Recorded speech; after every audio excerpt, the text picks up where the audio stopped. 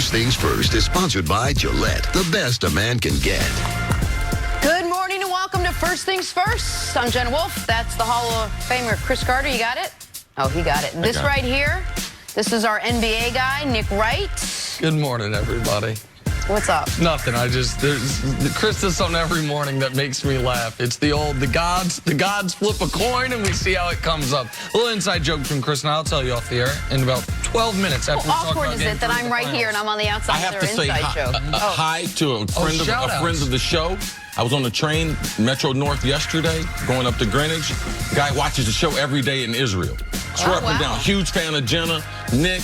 Man, he likes the new hair and everything, too. So shout out to all our fans out there. We typically don't do it, but hey, while we're doing it, shout out to the guy who said something to me on the street of Harlem yesterday as I'm walking by. Nothing else other than, hey, how long you had that toupee? I can thank you for that and being a part of my life. Thank you, America. Absolutely. Go ahead, Jenna Wolf. With that, we are going to start the aforementioned show. Big one today. Baker Mayfield and OBJ gave us a preview of what we can expect in Cleveland. The Los Angeles Lakers could be back in the mix for Anthony Davis, but only one place to start this show, and that's with the NBA Finals, which resume tonight. Raptors, Warriors, all tied up at a game apiece. For Golden State, a team that's become basically a walking MASH unit of late, they'll be without Kevin Durant once again, despite wanting to play and ramping up his workouts. KD will not be ready in time for tonight's game, still out with that strained calf. As for Klay Thompson and that strained hamstring, he will be a game-time decision. Here's more now from Klay Thompson. Obviously, I'll do anything I can to be out there, but it's all in their hands, and if there's any pain, there'll be a no-go just because of the position we're in. You know, this could be a longer series, so there's no point in trying to go out there and re-aggravate it and potentially keep myself out of the whole entire finals instead of just one game. Our team is very adaptable. We've got a lot of versatility, and what it requires is bench players being ready to step up like they always are, and guys just playing hard and playing together. Nick, it doesn't look good for the Warriors at this point. If Klay is a game-time decision, KD is definitely out. You have no Kevon Looney at this point. How can the Warriors overcome their injuries tonight? Well, if Klay doesn't go, it would take a Herculean Steph Curry, Draymond Green performance. It would be, if Klay does not play, given the fact that KD's out and as a secondary storyline, Kevon Looney's out, it would be, to me, one of the greatest wins in this 5-year run for this franchise. If they can win this game with no Klay and no Durant against a defense that good. And I've been pretty adamant that I think Klay's going to find a way to play, and that if he doesn't, I don't see their path to victory. But Klay's comments there alarmed me. If you think he's going to play. I asked you this morning, is there anything you can do for a hamstring as far as to address the pain? We know with a sprained ankle, they can do some cortisone or some type of medication to where you can numb it to a degree. And you said they would never do that for a strained hamstring because you then risk tearing it. You then risk further injury.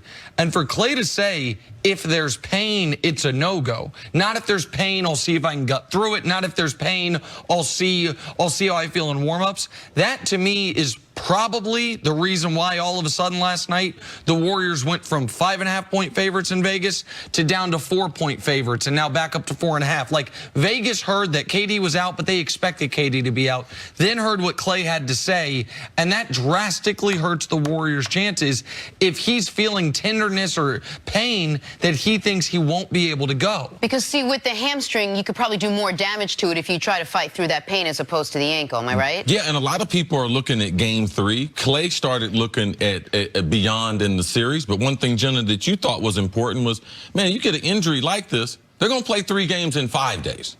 Now, they've had 3 days off and everything. They're going to play tonight, but the actuality is they got 3 games in 5 days, and the ability to be able to play without pain, I think he's not going to be able to do that. So I don't think he's going to be able to play tonight. It does put a lot of pressure on the Warriors for game number 4. But if you look at what's the best for the Warriors, this is a series.